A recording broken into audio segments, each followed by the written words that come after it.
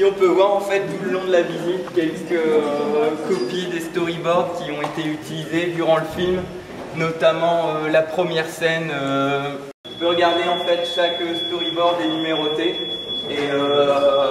et en fait on peut parcourir l'histoire de cette première scène par les storyboards.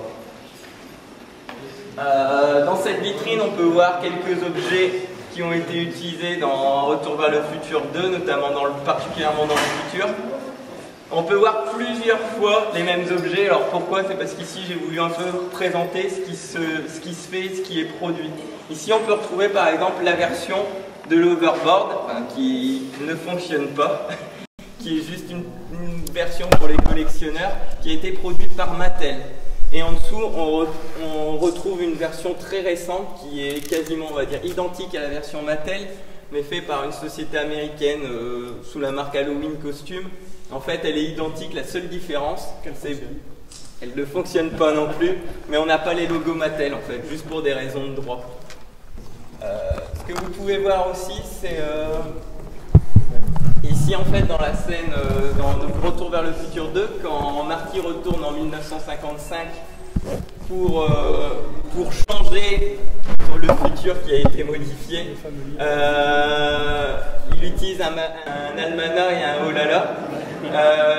En fait, Marty pense avoir récupéré l'almanach qui contient la liste des résultats sportifs, mais à la place, il récupère un magazine que Biff allait, qui est le oh-là-là magazine. Alors pour la petite anecdote, c'est un magazine français qui n'existe pas en fait. C'est une copie qui a été faite à partir d'un magazine français, il a été recréé aux mêmes dimensions que l'almanach. Et celui-ci, c'est un objet de la production qui a été utilisé pour le film. De même pour la petite boîte d'allumettes ici, que Marty vole en fait dans le bureau de Biff en 1985.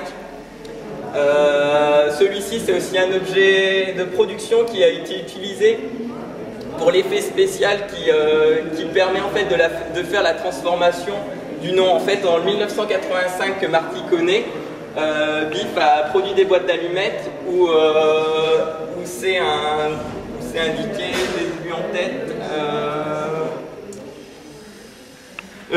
Biff Auto Detailing, et en fait dans le 1985 alternative que Biff gouverne, en fait il a les mêmes boîtes d'allumettes où il est indiqué Pleasure Paradise. Et en fait donc pour les effets spéciaux ils ont utilisé une petite boîte d'allumettes où on a la superposition des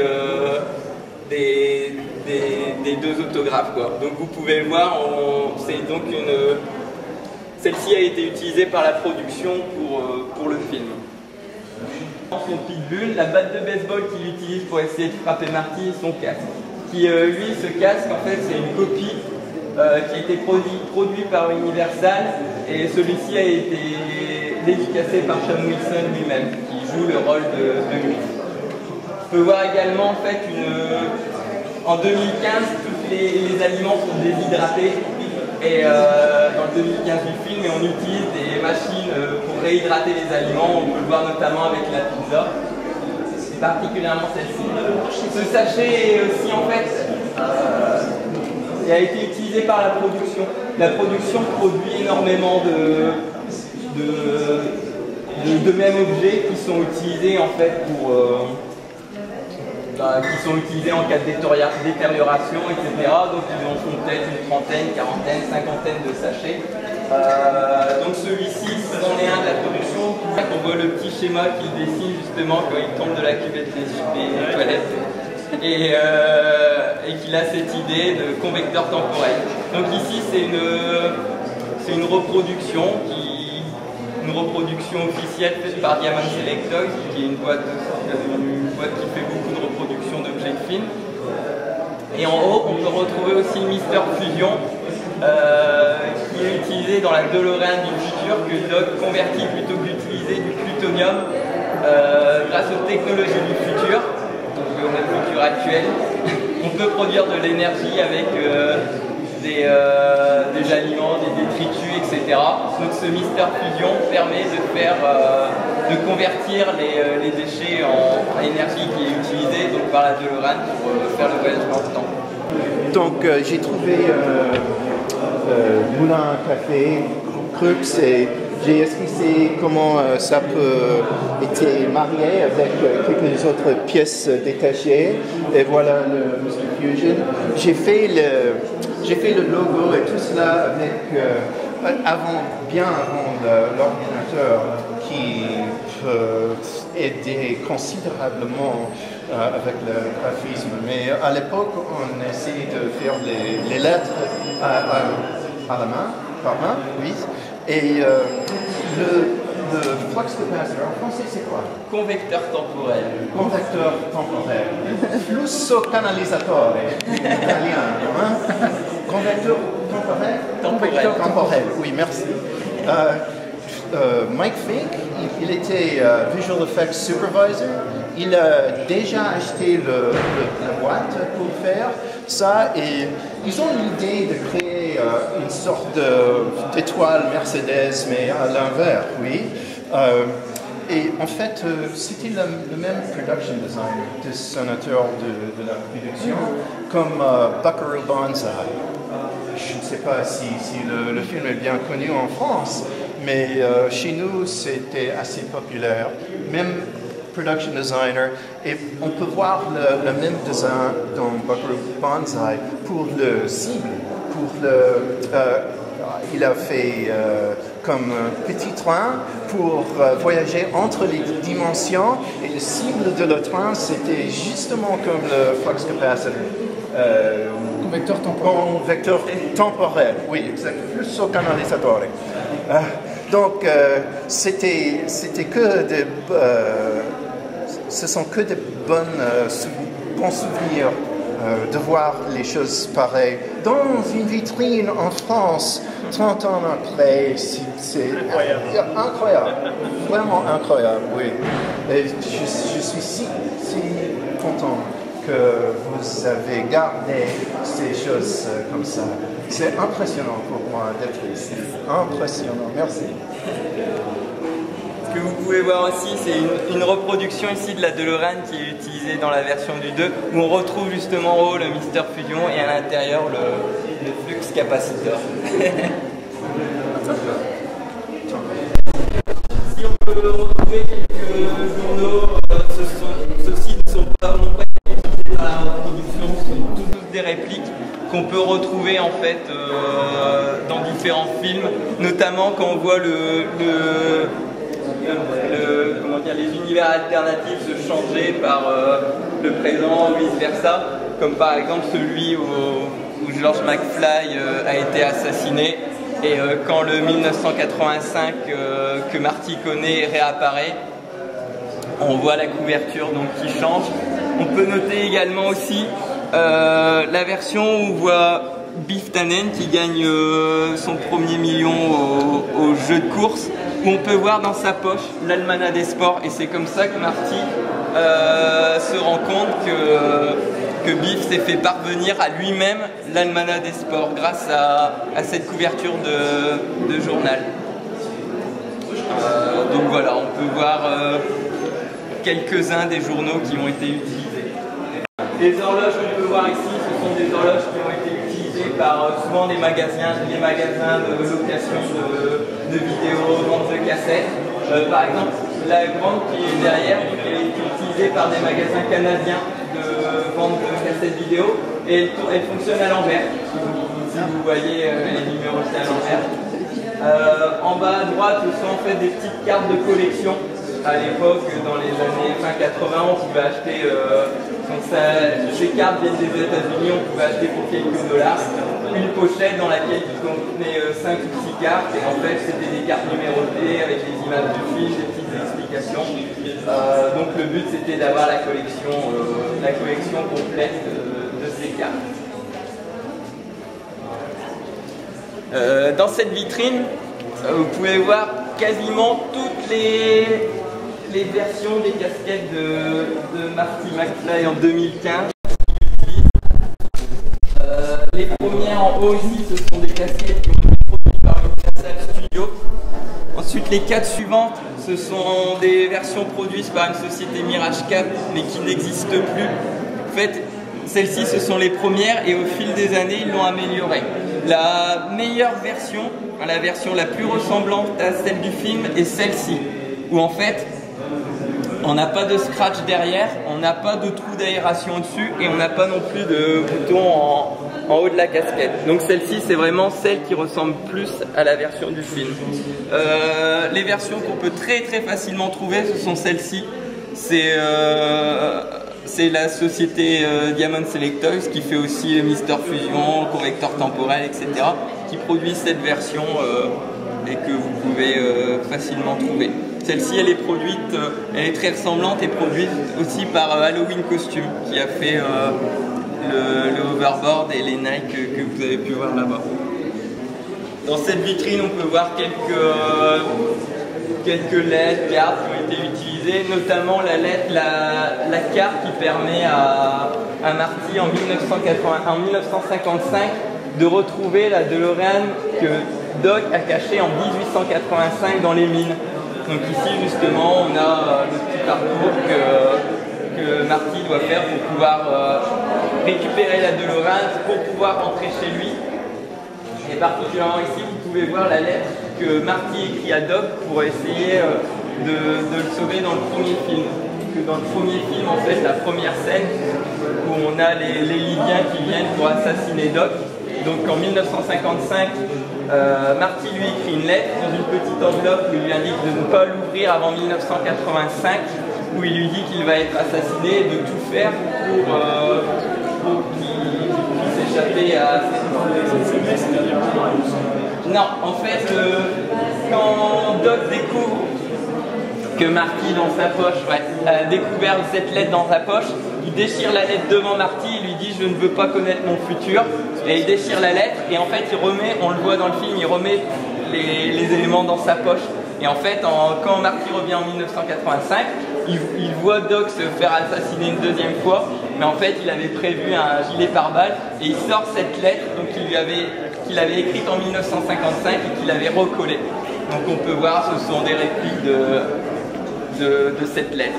Ici le courrier en fait c'est le courrier que Doc envoie à Marty donc de 1885 à 1955 par Western Union où il lui explique comment il a fait pour arriver dans le passé et lui expliquer comment retrouver donc la DeLorean grâce à cette carte et pouvoir retourner chez lui. Ce magazine ici c'est une réplique du magazine que le petit Peabody lit en fait dans son premier voyage. Quand Marty arrive en 1955, il rentre dans la ferme des Peabody donc.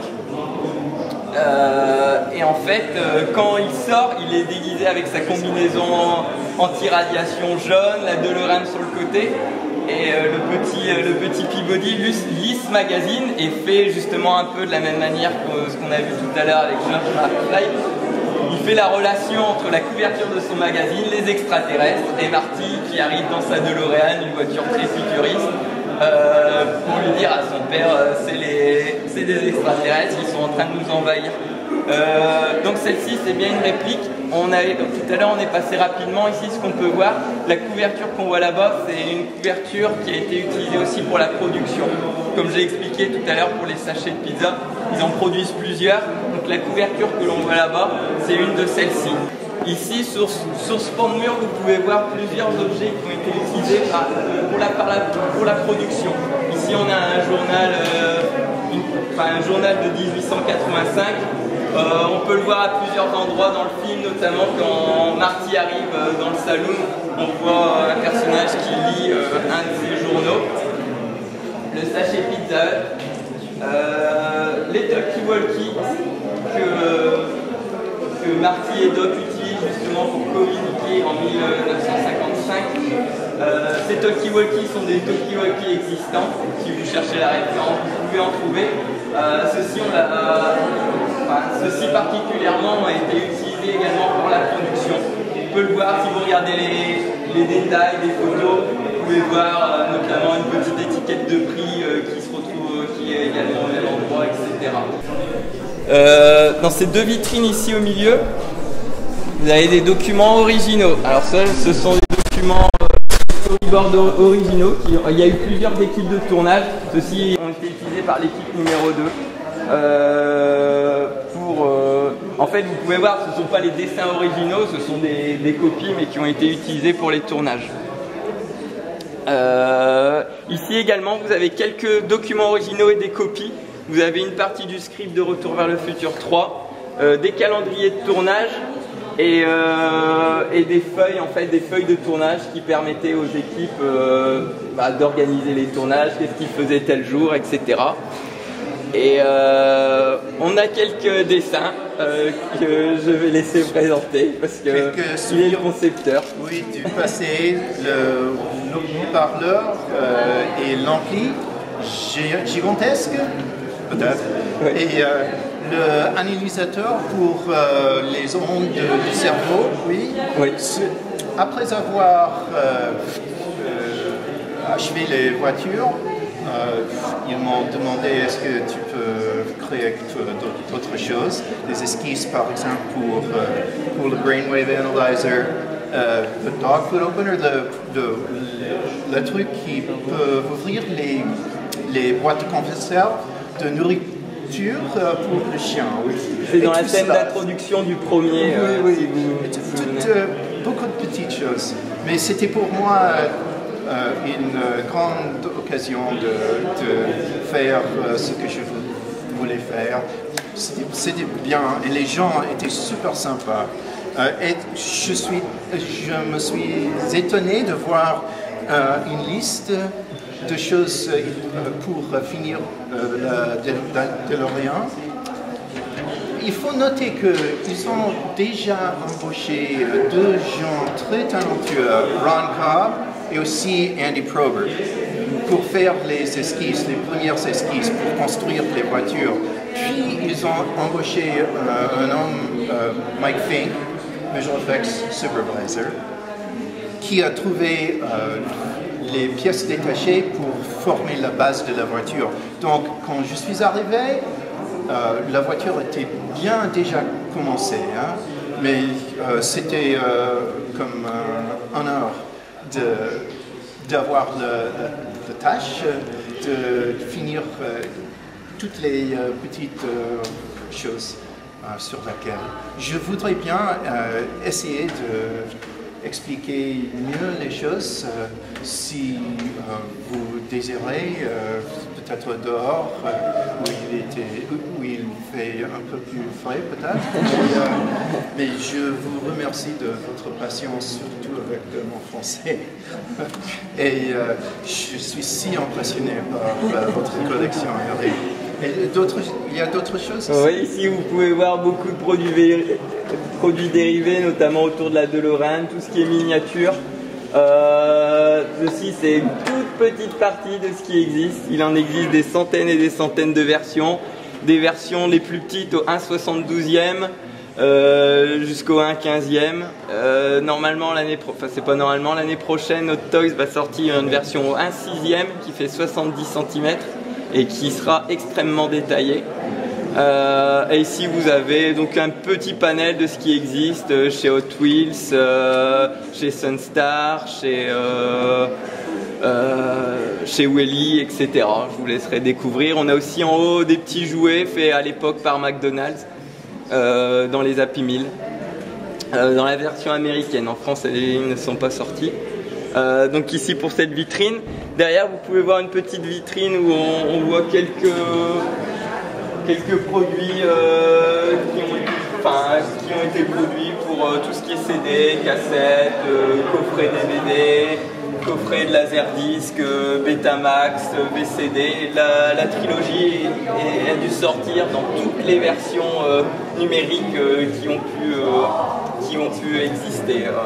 Donc ici vous avez un tout petit panel de ce qui existe et cette vitrine rassemble un peu tout ce qui tourne autour des jeux de société, jeux vidéo. On a un jeu de société officiel qui est sorti en Angleterre uniquement, donc c'est un jeu assez facile. Et ici en fait on a une petite version aussi pareil en Angleterre qui était distribuée avec des paquets de céréales. Et vous avez aussi différentes versions des jeux vidéo, donc ça va de la Nintendo, du Commodore 64, Mega Drive, Super Nintendo, PC, Amiga, des petits jeux de Game & Watch, en particulier alors celui-ci qui est basé sur le troisième opus et un petit qu'on peut voir qui était sur la série animée, parce qu'après les 3 films, en fait on a eu une série animée beaucoup moins connue que les films qui est sortie. Il existe aussi un petit jeu de cartes sur Retour vers le futur. Et normalement cette année on va avoir un Monopoly spécial Retour vers le futur, un Yahtzee, et je crois encore d'autres jeux, j'ai peut-être oublié, mais il y en a encore quelques autres qui vont sortir. Et sur la dernière vitrine, vous avez quelques versions radiocommandées de la DeLorean qui existent. Alors ici vous en avez aussi quelques-uns. Vous avez des mini au 1/72e et des plus gros modèles au 1/18e. Et n'oubliez pas le livre d'or à signer, ça nous fera très plaisir. Voilà, il y a un livre d'or spécial avec une couverture que je vous laisse découvrir. Et donc ici, voilà, on a un petit panel des produits dérivés et de ce qui se fait autour de la trilogie Retour vers le futur. Donc comme Claude le disait, ici c'est une petite partie de ma collection. Ça fait une douzaine d'années que je collectionne, que je rentre en contact avec beaucoup d'autres collectionneurs à travers le monde. Et il y en a énormément, beaucoup. Et donc voilà, c'est une passion qui prend de la place. Merci à vous. Je pense qu'on peut remercier Eric.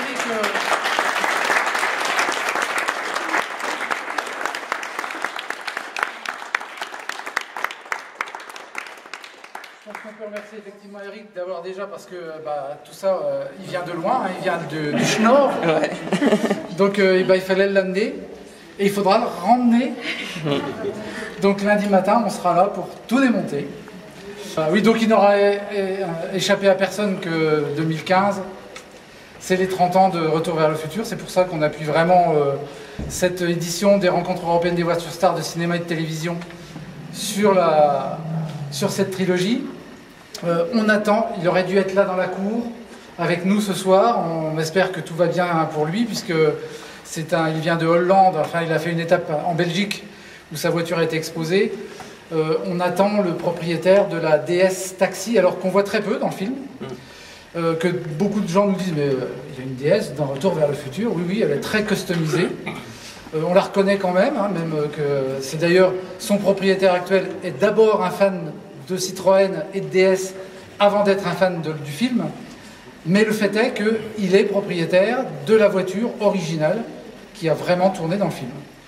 Donc c'est une pièce rare qu'on voit très peu, qu'il sort très peu.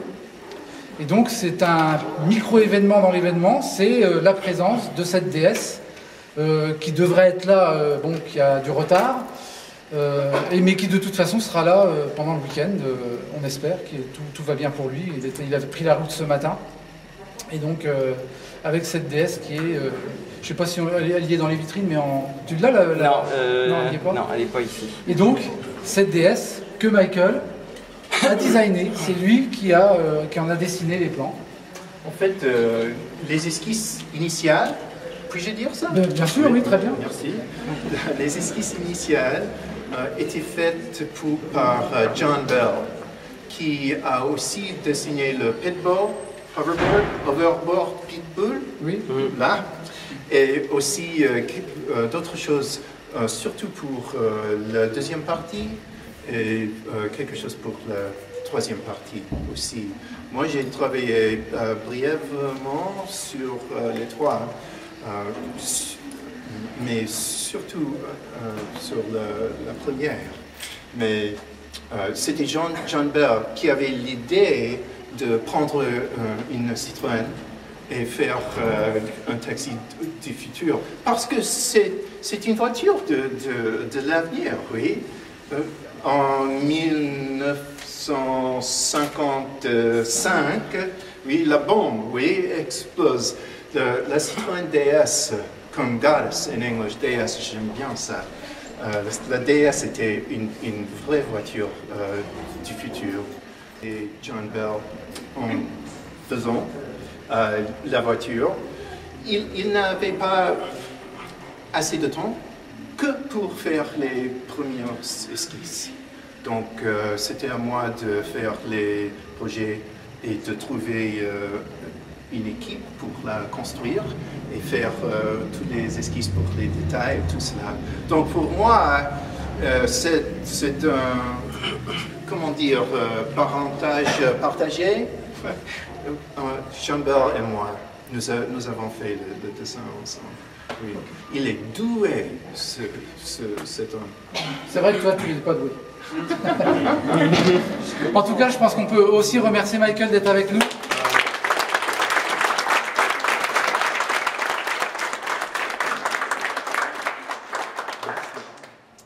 Je laisse la parole à Madame Aubry. Voilà, Nicole Aubry, adjointe au maire. Je voulais vous remercier de nous avoir permis de visiter et de profiter d'une partie de votre exposition. Ça nous donne envie d'aller voir un petit peu plus loin tout ce que vous avez. Je voudrais vous remercier aussi d'avoir su motiver les gens et d'avoir pensé à Saint-Dizier pour faire venir des propriétaires de voitures, des voitures qui font rêver, des voitures fabuleuses, des voitures extraordinaires, dont on a vu dans les films, et qui nous ont vraiment porté dans l'imaginaire à un point incroyable. Je trouve en tout cas intéressant toute cette passion, à une époque où les gens sont un peu blasés et tout, mais de vous voir aussi passionné, aussi pour des détails, pour des petites choses, je trouve ça extraordinaire.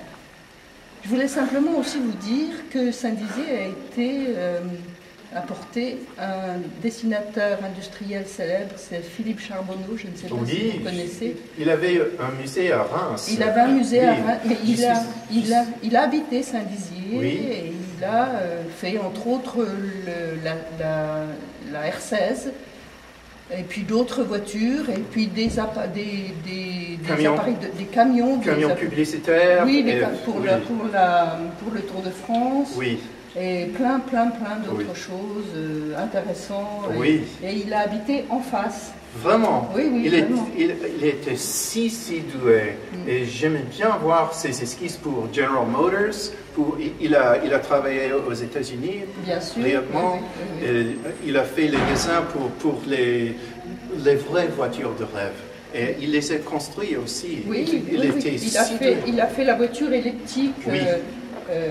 Comme losange. Voilà, oui. Quand il voyait les avions dans le ciel, on lui demandait de les reproduire en dessin. Oui. Et il était capable de faire ça. Oui, il était vraiment doué. Vraiment. Je suis allé à son musée, c'était impressionnant. J'aime bien voir les choses particulièrement françaises aussi, parce que ici, les gens peuvent voir que quelqu'un est doué, ils apprécient le talent. C'est mon idée. Mais à mon avis, vous êtes un peuple, je ne veux pas généraliser, mais vous êtes un peuple qui apprécie la beauté, la justesse, tout cela. C'est bon pour moi d'être ici. Merci. Merci en tout cas d'être venu nous rendre visite. Pour moi, c'est un grand honneur. Quand on fait un film ou une feuilleton de télévision, tous ces travaux, tous ces efforts peuvent évanouir, c'est le mot. Et il faut voir le feuilleton, il faut aller au théâtre, au cinéma pour voir le film. Mes amis, ils disaient « Oh, c'est chouette ça, j'aime ça très bien, mais ce sont mes amis. » Mais rencontrer les gens qui sont passionnés d'un film de 30 ans auparavant, c'est presque accablant pour moi. Parce que c'est vraiment comme le témoignage d'une sorte de qualité, oui. Et puis vous voyez, il y a toutes les générations. Il y a des jeunes, il y a des moins jeunes. Oui. Et moi, Et ça, c'est aussi formidable. je ne faisais que quelques props pour les films. Oui, je n'étais pas acteur, écrivain, directeur, metteur en scène. Seulement les esquisses. Et j'étais une partie d'une équipe. Mais maintenant, ça est bien mis en valeur. Et je suis si reconnaissant d'être ici et de voir votre passion aussi. C'est bon pour moi. C'est bon pour le courage, pour le cœur. Je vous remercie.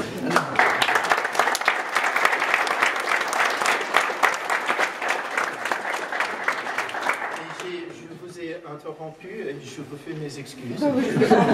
Je voulais simplement rajouter que nous avons visité, c'était très bien, nous avons eu très chaud. Et maintenant, je vous propose d'aller nous rafraîchir. Alors juste avant, elle l'a fait pour nous, mais on va le faire en inverse, parce que si on est là, c'est quand même grâce à la municipalité de Saint-Dizier.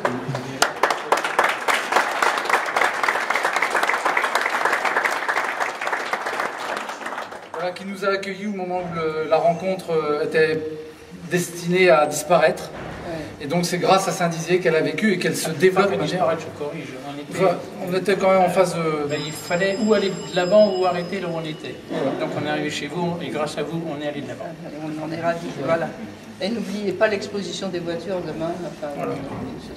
Et sans parler de la K2000 que Michael a designé aussi et qui est dehors, qui vient d'Italie. Cette fois, je faisais les dessins moi-même et j'ai embauché les gens pour m'aider à construire cette voiture, le prototype. Mais nous pourrions bien continuer dehors si vous voulez. On va déjà aller boire un petit coup. Oui. Eh bien, merci. Merci beaucoup.